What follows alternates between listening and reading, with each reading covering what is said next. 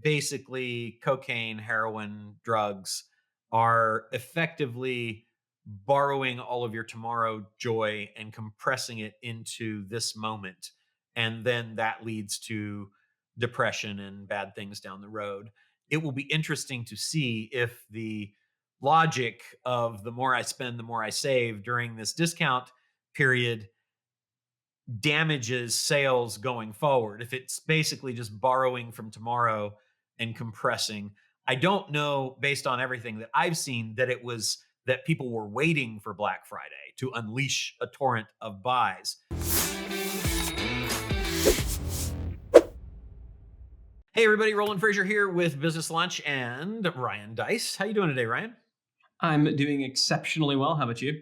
Excellent. Just coming off of the heels of Black Friday and looking at some stats, which I'm going to do from memory, and then we can see how close I came. As I Yeah, let's do it. recall, online was up, depending on who you check, between 7.5% and 9% year over year, and in store up 2.5% year over year from last year. Is that close to correct? Your memory, as always, is exceptional. Yeah, which I was surprised by. I kind of thought it'd be down year over year. I did too. I And they guess said, I haven't seen the stats yet. I think they said the average person was going to spend $567. That was, or 576, something like that. That was up from last year as well. And it turns out that they were right. Cyber Monday, they said, was going to be, what did they say? There was another stat I saw that was basically 60, it was 60 versus like 51 percent. I don't remember if it was total sales, but it was pretty close that that Cyber Monday was almost as big as the Black Friday. And so as we speak, we're literally in Cyber Monday right now. And anything else in the market that you thought was interesting before we get into kind of some specifics of us? I mean, I keep going back to the fact that I thought everything would be down year over year. Yeah. How did Now, yeah, sorry, go ahead.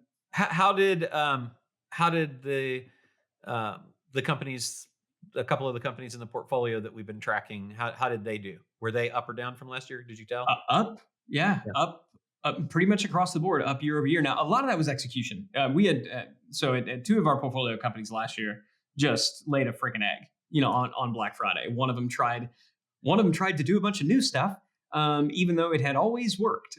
So, boy, let's innovate. Well, the good And news is it's not really a time that's important in terms of sales. So, it's not right. like Yeah. Throw caution to the wind. What's the worst that could happen? Yeah, no. So definitely up, but I think what it speaks to, just kind of macroeconomically speaking, and what I had forgotten is last year was when really we were starting to see inflation go up a lot. Gas prices were up, food costs, and I think everybody was a bit shell shocked, and they were like, "Whoa, interest what does rates. this Yep. mean?" Yep. Which makes sense. And I guess at this point, everybody's sort of gotten used to it a little bit, and they're using this. What I'd read is people are using this as an opportunity to get deals and bargains. Yeah. But so they're seeing it like, no, I'm doing this. I'm shopping on Black Friday because I'm frugal. Now, Here's the thought. I don't know if that's the right thing. But what I did see is, and I think you had some stats on this as well. The buy now, pay later, all the afterpay, all those things were way up year over year. 76%, I think. So Yeah. let's my wife, I think she heard it somewhere, so I'm not trying to attribute this to her, but for me it's attributed to her. She said that basically cocaine, heroin, drugs are effectively borrowing all of your tomorrow joy and compressing it into this moment, and then that leads to depression and bad things down the road. It will be interesting to see if the logic of the more I spend, the more I save during this discount period damages sales going forward. If it's basically just borrowing from tomorrow and compressing, I don't know based on everything that I've seen that it was that people were waiting for Black Friday to unleash a torrent of buys. It seems more like this was an excuse to give yourself permission to say, well, if I buy it now at 50% off, then I'm going to buy a new TV anyway eventually, and I need one. So why would I pay twice as much for it?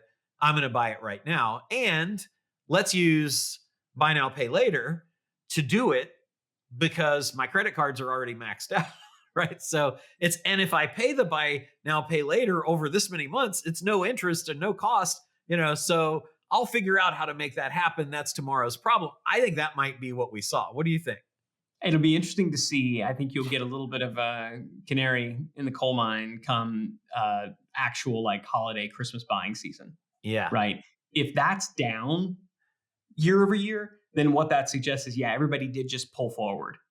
They just pulled forward their spending, um, and so I think if that stays down, you're right.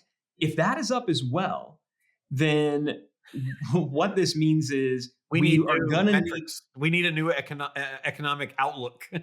Well, and dude, we're going to need interest rates to come down quick, fast, and in a hurry because debt is skyrocketing right now. Consumer debt is up, business debt is up, government debt is up, and so if these interest rates, I think the government is going to have to lower interest rates just to keep everybody from completely going broke, themselves included. Especially So like the commercial real estate, there's now, so much of that coming due in 2024, 25, 26 that will not be able to be refinanced, that you're going to see, you're going to definitely see 2008 foreclosure rates, if not devastation. But all of that could really be avoided if they bring interest rates back down. But inflation's running, I think, at 3.5% right now, which is too high. I think it was 3.5 and then 3.2 maybe last month, which is yeah, still more than 50% higher than the Fed wanting it at 2%, which I think is pretty crazy, by the way. Let's just say what the heck's wrong with 3%. But really it will be interesting to see because the fate of so much is in the hands of the Fed with the interest rates, and it's just all teetering and yeah. so many things happening. It's going to be interesting to see. So, Well, I was initially encouraged when I saw because I expected it to be down. I was like, okay, this is good, consumer because the economy is a function of consumer confidence. If consumers are confident, then consumers spend, and then the economy churns along. Because if consumers spend, then that means businesses can spend, and so wherever you are in the economy, whether you're B2B or B2C, your ability to grow is a function of consumer confidence. yeah. And so when I saw that it was up, I was like, okay, well, maybe consumers are confident. But if it turns out that all they did was pull forward, that's bad. If it turns out that that the spend stays about the same, but debt goes up, then yeah, all we're doing is pushing that further, further down the road. And so, how many more quarters can we go without a significant reduction in interest rates to get things going again and to give people some relief from these debt payments they're going to have to make? Uh huh. It's going to be weird to see. I think we are, like you said, we are balancing right now on a razor's edge, and it can go either way. My They're definitely barometer playing with fire. My Yeah. barometer is how much cash does Buffett hoard?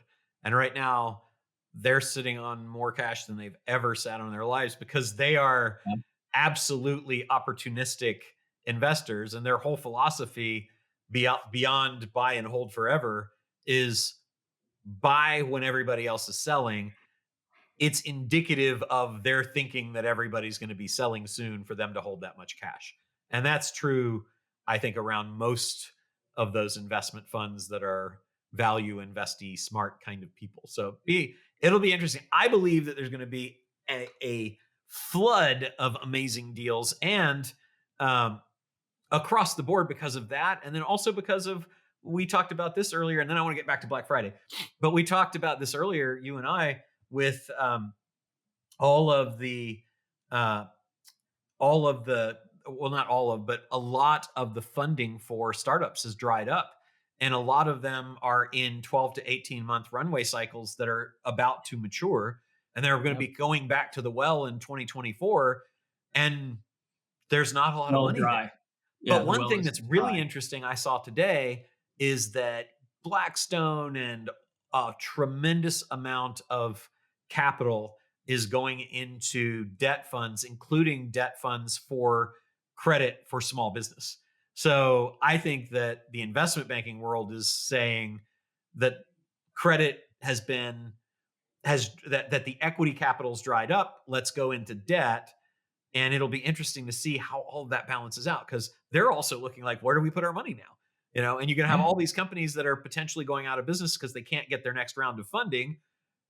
And then are they going to get debt? Can they qualify for debt? If they do get debt, then will interest rates be so high that it's punishing and they can't afford it? And then they're going to go out of business anyway, which would then bankrupt all of the lenders. It's an interesting daisy chain of things that's going on.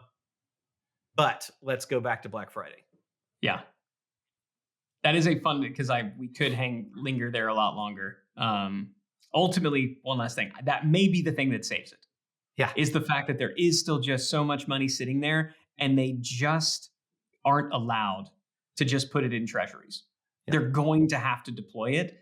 And so if they can't deploy it directly into securities because the stocks aren't moving and because they're afraid of business failure, they're going to have to deploy it into debt.